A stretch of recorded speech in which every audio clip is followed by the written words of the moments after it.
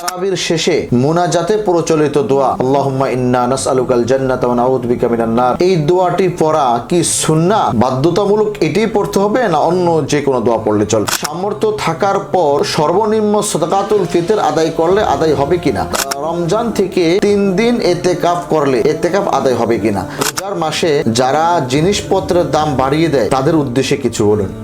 আসসালামু আলাইকুম ওয়া রাহমাতুল্লাহি ওয়া বারাকাতুহু। নাহমাদুহু ওয়া নুসাল্লি আলা রাসূলিহিল কারীম, আম্মা বা'দ। ফাআউযু বিল্লাহি মিনাশ শাইতানির রাজীম। বিসমিল্লাহির রহমানির রহিম। ফাসআলু আহলাদ যিকরি ইন কুনতুম লা তা'লামুন। সাদাকাল্লাহুল আযীম। সুপ্রিয় দর্শক শ্রোতা, কাছে কিংবা দূরে, দেশে বা প্রবাসে, যে যেখান থেকে আমাদের আজকের এই গুরুত্বপূর্ণ অনুষ্ঠানটি দেখছেন, সকল ভাই সকল দোস্ত আহবাবদেরকে জানাই আন্তরিক সালাম, শুভেচ্ছা, মোবারকবাদ। দর্শক শ্রোতা, বরাবরের মতো আজও আমরা চলে আসছি আপনাদের সকলের প্রিয় অনুষ্ঠান মাসাইল রমাদান নিয়ে। রমজানের ফার্স্ট থেকে শুরু করে আমরা এই পর্যায়ে আপনাদের সঙ্গে আছি। আমাদের সকলের প্রিয় মানুষ আলেম দ্বীন, মুহাক্কিক আলেম, ইনশাআল্লাহ আল্লাহ সুবহানাহু ওয়া তাআলা যদি তৌফিক দান করেন এবং হায়াতে বাঁচিয়ে রাখেন, ইনশাআল্লাহ পুরো রমাদান মাস ব্যাপী আমরা এই আলোচনাটা অব্যাহত রাখবো এবং ইনশাআল্লাহ এই মাসাইল রমাদান এক এক সময় এক একজন অতিথি আপনাদের সামনে তিনি আপনাদের উত্তরগুলো দেওয়ার পেশ করবেন। আজকে যিনি আপনাদের মাসআলা সমূহের উত্তর পেশ করবেন হযরত মাওলানা মুফতি সালমান মাহমুদ হাফিজাহুল্লাহ, ইমাম ও খতিব, সৌদি জামে মসজিদ, বারিধারা, গুলশান, ঢাকা। চলুন আমরা কথা না বাড়িয়ে মুহতারামের কাছে পরিচয় হয়ে আসি। আসসালামু আলাইকুম ওয়া রাহমাতুল্লাহি ওয়া বারাকাতুহু। ওয়ালাইকুম আসসালাম ওয়া রাহমাতুল্লাহি ওয়া বারাকাতুহু। হযরত, আপনি কেমন আছেন? আলহামদুলিল্লাহ, আমি ভালো আছি। আপনি কেমন আছেন? আলহামদুলিল্লাহ, আপনার দোয়ায় আল্লাহ সুবহানাহু ওয়া তাআলা রমজান মাসে সুস্থ রেখেছেন এবং রোজাগুলো রাখার তৌফিক দান করছেন। শুকরিয়া আলহামদুলিল্লাহ। এবং তারাবির নামাজ, 5 ওয়াক্ত নামাজ সঠিকভাবে পড়তে পারছে, শুকরিয়া আল্লাহর কাছে। মোহতারাম, আমরা আপনাকে ইতিপূর্বে পেয়েছি, আজকেও পেয়েছি আলহামদুলিল্লাহ। দর্শক শ্রোতাগণ আপনাকে পেয়ে অনেক আনন্দিত। তারা এর আগে আপনি আমাদের পর্বে আলোচনা করেছেন এবং বিগত দিনেও আলহামদুলিল্লাহ আপনি ইসলামিক এই প্রশ্ন উত্তর দিয়েছেন এবং খুবই সাবলীল এবং সহজ ভাষায় রেফারেন্স যুক্ত আমাদের প্রশ্নগুলোর উত্তর দিয়েছেন আলহামদুলিল্লাহ। তো আমরা আজকে কিছু প্রশ্ন নিয়ে আসছি, আমাদের কাছে কিছু প্রশ্ন চলে আসছে, সেগুলো ইনশাআল্লাহ আল্লাহ সুবহানাহু ওয়া তাআলা যদি তৌফিক দান করে আপনার থেকে আমরা শুনতে চাই ইনশাআল্লাহ। আল্লাহ আমাদের সবাইকে প্রশ্নগুলোর উত্তর নেওয়ার জন্য শেষ পর্যন্ত ভিডিওটি এবং আলোচনাটি দেখার তৌফিক দান করুক, আমিন। দর্শক শ্রোতা, আজকের যে প্রশ্নটি করেছেন, প্রথম যে প্রশ্নটি করেছে সেটা হলো যে হুজুর, নিয়মিত আপনাদের প্রোগ্রামগুলো দেখি, ধন্যবাদ আপনাকে। প্রশ্ন করেছেন যে তারাবির শেষে মুনাজাতে প্রচলিত দোয়া আল্লাহুম্মা ইন্না নাসআলুকাল জান্নাতা ওয়া নাউযু বিকা মিনান নার, এই দোয়াটি পড়া কি সুন্নাহ, বাধ্যতামূলক এটাই পড়তে হবে না অন্য যে কোনো দোয়া পড়লে চলবে? যে মোহতারাম উনি বলেছেন যে তারাবির শেষে আমাদের হাফেজ সাহেবগণ তারাবির নামাজ শেষ করে একটা দোয়া পড়েন, আল্লাহুম্মা ইন্না নাসআলুকাল জান্নাতা ওয়া নাউযু বিকা মিনান নার ইলা আখির, অনেক একটা লম্বা দোয়া পড়েন। তো এইটা পড়াটা কি আর বাধ্যতামূলক কিনা আপনাদের জানতে চাই। আলহামদুলিল্লাহ, যিনি প্রশ্ন করেছেন তাকে ধন্যবাদ, জাযাকুমুল্লাহ। আসলে এটা একটা গুরুত্বপূর্ণ প্রশ্ন, এই জন্য যে অনেক জায়গাতে আমরা দেখি যে এই দোয়াটা না পড়লে ইমামকে, হাফিজ সাহেবকে হেনস্থা করা হয়। যে হুজুর কেন আপনি দোয়াটা করলেন না, এই দোয়াটা তো অবশ্যই করতে হবে, এই ধরনের কথা, এই ধরনের একটা শিক্ষা অনেক জায়গাতেই আলহামদুলিল্লাহ প্রচলিত আছে। এখন সমস্যাটা হলো যে আসলে এটাই পড়তে হবে না অন্যটা পড়া যাবে, যেটা জানতে চেয়েছেন। আসলে এটার জবাব হলো, সরাসরি উত্তর হলো না, এটাই পড়তে হবে এরকম বাধ্যতামূলক নয়। রাসূল সাল্লাল্লাহু আলাইহি ওয়াসাল্লাম বা সাহাবায়ে কেরামের যুগে তারা তারাবি শেষ করে এই দোয়াটাই পড়তেন, এমনটি কোনো হাদিসের কিতাবে পাওয়া যায় না। বরং এই দোয়াটা পড়লেও চলবে, কারণ এই দোয়াটা সুন্দর অর্থবোধক, মাশাআল্লাহ। এই দোয়াটা যদি কেউ পড়তে চায় পড়তে পারে, সমস্যা নাই, বাকি বাধ্যতামূলক নয়। বাকি কথা হলো যে কোরআনে এবং হাদিসে বর্ণিত অনেক চমৎকার চমৎকার দোয়া আল্লাহ এবং তার রাসূল আমাদেরকে শিখিয়েছেন, যে দোয়াগুলোর অর্থ মাশাআল্লাহ খুব চমৎকার। ওই দোয়াগুলো থেকে, কোরআন এবং হাদিস থেকে যে কোনো একটা সুন্দর অর্থবোধক দোয়া অথবা আমাদের প্রয়োজনে যদি কোনো দোয়া থাকে সেটা আমরা তারাবির শেষে পড়তে পারি, করতে পারি, কোনো সমস্যা নেই। এই দোয়াটাই করতে হবে, এটা আবশ্যকীয় নয়। জি, ধন্যবাদ মোহতারাম আপনাকে। দর্শক, আমি বলবো যে মোহতারাম আপনাদেরকে স্পষ্ট ভাষায় বলে দিয়েছেন এই দোয়াটাই পড়তে হবে বা এটা করতে হবে। অন্য আপনি দোয়া পড়তে পারেন, যে কোনো দোয়া আপনি রব্বানা যালামনা আনফুসানা বা রব্বানা আতিনা ফিদ দুনিয়া হাসানা ওয়া ফিল আখিরাতি হাসানা ওয়া কিনা আযাবান্নার, মানে অন্য যে কোনো দোয়া সে পড়তে পারবে, এইটাই পড়তে হবে, এটা বাধ্যতামূলক নয়। তবে যেই সমস্ত মুসল্লিগণ বা মসজিদ কমিটিগণ হাফেজ সাহেবদেরকে বাধ্য করবে যে আপনি এই দোয়াটা পারেন না, পড়তে পারেন না, গ্রাম অঞ্চলে আমরা দেখি এটা নিয়ে একটা ঝগড়ার মতো হয়ে যায়, এটা ঠিক না, এটা বিলকুল ঠিক না, ঠিক না, অবশ্যই ঠিক। ধন্যবাদ মুরাদ আপনাকে। আমরা দর্শকদের দ্বিতীয় প্রশ্নের উত্তর দিতে চাই। প্রশ্ন করেছেন যে হুজুর, সামর্থ্য থাকার পরও সর্বনিম্ন সাদাকাতুল ফিতর আদায় করলে আদায় হবে কিনা? সামর্থ্য থাকার পর সর্বনিম্ন সাদাকাতুল ফিতর আদায় করলে আদায় হবে কিনা? জি মোহতারাম। মাশাআল্লাহ, এটাও অত্যন্ত গুরুত্বপূর্ণ, ইম্পর্টেন্ট একটা প্রশ্ন। এই যে সাদাকাতুল ফিতর, দেখা যায় আসলে এর মূল সমস্যাটা কোথায়? মূল সমস্যাটা হলো আমরা দুনিয়াবি কাজ করতে গেলে ভালো থেকে ভালো আশা করি। জি, আমি একটা চাকরি করতেছি, সেখানে 10,000 টাকা বেতন পাই। যদি আমাকে কেউ বলে যে 20,000 টাকার বেতন একটা চাকরি আছে, এর চেয়ে উত্তম, অল্প পরিশ্রম বেশি বেতন, আমি চেষ্টা করব যে সেখানে যাওয়ার জন্য। দুনিয়ার ক্ষেত্রে, দুনিয়াবি ক্ষেত্রে আমরা ভালোটাই কামনা করি, ভালোর চেয়ে উত্তম কোনটা সেটা আমরা খোঁজার চেষ্টা করি। এখন কথা হলো যে সওয়াবের ক্ষেত্রে, দুনিয়াবি ক্ষেত্রে ভালোটা চাই, এই লোকটাই যখন আখিরাতের ক্ষেত্রে চলে আসে, দিনদারিত্বের ক্ষেত্রে চলে আসে, তখন সে নিম্নটা খোঁজার চেষ্টা করে, কিভাবে নিজেকে আমল থেকে বাঁচানো যায়, কিভাবে নিজেকে আমল থেকে ফারেক করা যায়, এই চেষ্টা আমরা অধিকাংশ মুসলমান করে থাকি। এটা হলো তারই একটা বহিঃপ্রকাশ যে আমি সাদকাতুল ফিতর সর্বনিম্ন পরিমাণ, যেমন এবছর আপনি শুনে থাকবেন, গতকাল মাশাআল্লাহ মিটিংয়ে বোর্ডের সেখানে এখানে আলোচনা হয়েছে, এবছর সর্বনিম্ন সাদকাতুল ফিতর নির্ধারণ করা হয়েছে 110 টাকা, আর সর্বোচ্চ যেটা পনির দ্বারা আদায় করা হবে সেটা 2,805 টাকা। এই মাঝখানে আরও অনেকগুলো জবের আছে, কিসমিসের আছে, খেজুরের আছে, বিভিন্ন পর্যায়ে রয়েছে।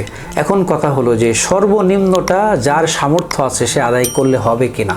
আসলে জবাব হলো আদায় করলে হবে, কিন্তু আল্লাহ তাআলা, এটা আমাকে বুঝতে হবে, আল্লাহ আমাকে সম্পদ দিয়েছেন, সামর্থ্য দিয়েছেন, এই সম্পদ আসলে আমার না, এটা আল্লাহ আমাকে দিয়েছেন। ওমিম্মা রাযাকনাহুম ইউনফিকুন। আল্লাহ তাআলা মুমিনের সিফাত বর্ণনা করতে গিয়ে বলেন তারা হলো আল্লাহর দেওয়া রিজিক থেকে আল্লাহর রাস্তায় খরচ করে। আমার যদি অ্যাবিলিটি বেশি থাকে, আমার যদি অবস্থা ভালো হয়, আমার উচিত হলো আমি আমার অবস্থা অনুযায়ী দান করব। এর দ্বারা কি হবে? আমার দানের পরিমাণটা যদি বাড়ে, মানুষ বেশি উপকৃত হবে। এজন্য আমি মনে করি যদিও আদায় হবে, কিন্তু আমরা যেহেতু উত্তমটা কামনা করি, আখিরাতের ক্ষেত্রে আমাদের অবশ্যই উত্তমটা কামনা করা উচিত, এবং সেক্ষেত্রে প্রত্যেকের সামর্থ্য অনুযায়ী এই তার সাথে যেটা মানানসই ওইটার দ্বারা তার সাদকাতুল ফিতরটা আদায় করা উচিত বলে আমি মনে করি, এবং এটাই তার জন্য কল্যাণকর হবে ইনশাআল্লাহ। ধন্যবাদ মোহতারাম আপনাকে। দর্শক শ্রোতা, মোহতারাম আপনাদেরকে স্পষ্টভাবে আপনাদেরকে তিনি সলিউশন দিয়েছেন এবং উত্তরটি দিয়েছেন যে আপনি যদি 110 টাকা দিয়ে আদায় করতে চান হবে, কিন্তু আসলে দেখেন আল্লাহ আপনাকে সম্পদ দিয়েছে, আপনি ক্লাবে গিয়ে, আপনি ডাক্তারের কাছে এক এক সময় গেলে আপনার কত টাকা চলে যায়, কতভাবে চলে যায়, এটা গরিবদের হক। আল্লাহ সুবহানাহু ওয়া তাআলা আপনাকে যেরকম ঈদ উদযাপন করার একটি সুযোগ করে দিয়েছে, আপনি খুশি উদযাপন করবেন, ঠিক তেমনিভাবে একজন গরিব যাতে মিষ্টি, পায়েস এবং সেমাই এগুলা কিনে ভালোভাবে খেতে পারে, একটু গোশত খেতে পারে, একটু ভালো খাবার খেতে পারে, এই জন্য আপনার উপর আল্লাহ তাআলা এই হকটা রেখেছেন, গরিবের হক। এই জন্য আপনি চেষ্টা করবেন, আপনার যদি সামর্থ্য থাকে অবশ্যই অবশ্যই আপনি কত টাকা কতখান দিয়ে খরচ করে ফেলেন, এই জন্য আপনি চেষ্টা করবেন এখানে যাতে করে আপনার এই টাকা দ্বারা আপনার একজন গরিবের উপকার হয়, একজন গরিব ভালোভাবে খেতে পারে, সে তৌফিক আল্লাহ সুবহানাহু ওয়া তাআলা আমাদেরকে দান করুক, আমিন। মোহতারাম, আমরা পরবর্তী প্রশ্ন চলে যাচ্ছি। প্রশ্ন করেছেন যে রমজান থেকে 3 দিন এতেকাফ করলে এতেকাফ আদায় হবে কিনা? অর্থাৎ মোহতারাম অনেকে আছে অফিসে, না রমজান থেকে বলতে 27 রমজান থেকে বলছেন, 27 রমজান থেকে প্রশ্নটি আসছে যে 27 রমজান থেকে 3 দিন এতেকাফ পড়লে এতেকাফ আদায় হবে কিনা। অর্থাৎ মোহতারাম অনেকে দেখা যাচ্ছে অফিসে চাকরি করেন, লাস্টে 3 দিন ছুটি পান, তিনি যদি এতেকাফ করতে চান তার এই এতেকাফটার কি অবস্থা, কি হুকুম? মাশাআল্লাহ, সুন্দর প্রশ্ন, চমৎকার প্রশ্ন, এটা আমাদের জানা দরকার আছে। আমরা যেহেতু মসজিদে মাদ্রাসার মধ্যে খেদমতে থাকি, অনেক ভাই এই ধরনের প্রশ্ন আমাদেরকে করে থাকেন যে হুজুর, আমি তো যে কথা আপনি বললেন যে অনেকে ছুটি পান না বা ব্যস্ততার কারণে দেখা যায় সুযোগ তিনি পান না, 3 দিন সুযোগ পেয়েছেন, তো বলেন যে হুজুর আপনারা তো ইতিকাফের কথা বলেন, শেষ দশকে ইতিকাফ, আমি যেহেতু ছুটি পাইনি বা সুযোগ পাইনি, সেক্ষেত্রে আমি 3 দিন ইতিকাফ করলে আমার ইতিকাফটা আদায় হবে কিনা। আসলে এখানে আমাদের বোঝা উচিত সেটা হলো ইতিকাফ 3 রকম। ইতিকাফ 3 প্রকার, নফল, সুন্নতে মুআক্কাদা, আর একটা হলো ওয়াজিব। যেটা মান্যতের ইতিকাফ সেটা তো ওয়াজিব, আর একটা হলো সুন্নতে মুআক্কাদা, যেটা আমরা পবিত্র মাহে রমাদানের শেষ দশকে করে থাকি। যে ইতিকাফের কথা হাদিসের মধ্যে আসছে, যে ইতিকাফের মাধ্যমে একজন ইতিকাফকারী সবে কদরকে খুঁজে নেওয়ার চেষ্টা করে, আল্লাহ তাআলা সান্নিধ্য অর্জন করার চেষ্টা করে, সেটা হলো সুন্নতে মুআক্কাদা নামক যে ইতিকাফ, সেটা হলো শেষ দশকে। আর একটা হলো নফল ইতিকাফ। এই নফল ইতিকাফটা আপনি বছরের যে কোনো সময় আপনি করতে পারেন, অল্প টাইমের জন্য, বেশি টাইমের জন্য আপনি করতে পারেন। ভাই যে প্রশ্ন করেছেন যে শেষ দশকের শেষ 3 দিন 27, 28, 29 অথবা 28, 29, 30 শেষ 3 দিন আমি ইতিকাফ করলে আমার ইতিকাফটা আদায় হবে কিনা, আমি ভাইকে বলবো, দর্শক শ্রোতাদেরকে বলবো, ইতিকাফ আদায় হবে, বাকি সুন্নতে মুআক্কাদা যে ইতিকাফটা আছে এটা আদায় হবে না, এটা নফল হবে এবং ব্যক্তি সওয়াব পাবে ইনশাআল্লাহ। আলহামদুলিল্লাহ, অনেক সুন্দরভাবে আপনি উত্তরটি দিয়েছেন, আপনাকে ধন্যবাদ আমাদের স্টুডিওর পক্ষ থেকে। মোহতারাম, আমরা পরবর্তী একদম আমাদের অনুষ্ঠানের শেষ পর্যায়ে আমরা চলে আসছি। আমরা দেখতে পাচ্ছি আমাদের আরেকটি প্রশ্ন আছে, সেটা হলো যে হুজুর, রোজার দিনে বা রোজার মাসে যারা জিনিসপত্রের দাম বাড়িয়ে দেয় তাদের উদ্দেশ্যে কিছু বলুন। জি, আসলে খুব ভালো প্রশ্ন করেছেন মোহতারাম। আমাদের সমাজে দেখা যাচ্ছে, বিশেষ করে বাংলাদেশে আমরা দেখা যাচ্ছে রমজান মাসে অনেকে দ্রব্যমূল্যের দাম, খাদ্যপণ্যের দাম বাড়িয়ে দেয়। এই ব্যাপারে যদি আপনি একটু কিছু বলতেন। আসলে এই বিষয়ে আমাদের বক্তব্য একেবারে সুস্পষ্ট। আমরা যারা এই ধর্মের লাইনে বা ধর্মীয় ক্ষেত্রে আমরা আছি, আলহামদুলিল্লাহ, আমরা তো মানুষকে সবসময় মসজিদের মিম্বার থেকে, বিভিন্ন ওয়াজ মাহফিল থেকে ওলামায়ে কেরামও সাধারণ জনগণকে বুঝাইতেছেন, আমরা বোঝানোর চেষ্টা করি। আসলে পবিত্র মাহে রমাদান রহমতের মাস, মাগফিরাতের মাস, নাজাতের মাস, জাহান্নাম থেকে মুক্তির মাস। এক কথায় যদি বলা যায়, প্রত্যেকটা জিনিসের একটা সিজন থাকে, মৌসুম থাকে। পবিত্র মাহে রমাদান হলো সওয়াব অর্জন করার মৌসুম, সওয়াব অর্জন করার সিজন, গুনাহ মাফ করানোর সিজন। এখন এই পবিত্র মাহে রমাদানে আমাদের উচিত হলো এমন কাজ করা যার দ্বারা আমাদের গুনাহগুলো মাফ হবে, আমাদের আমলনামাগুলো সওয়াবের দ্বারা সমৃদ্ধ হবে। আমাদের এমন কাজ বেশি বেশি করা উচিত। এখন আমরা এক একজন এক এক সেক্টরের মধ্যে বসবাস করি, এক একজন এক এক সেক্টরে আছি। কেউ চাকরিরত অবস্থায় আছেন, কেউ ব্যবসায় আছেন, কেউ দিনী কাজে আছেন, কেউ হোটেলে আছেন, কেউ বাসা বাড়িতে আছেন। আমাদের উচিত হলো আমরা যে যেখানে আছি, যে যেই ক্ষেত্রে আমরা আছি, প্রত্যেক ক্ষেত্র থেকে আমরা ইচ্ছা করলে কিন্তু আল্লাহ তাআলা রহমত, মাগফিরাত, নাজাত পেতে পারি।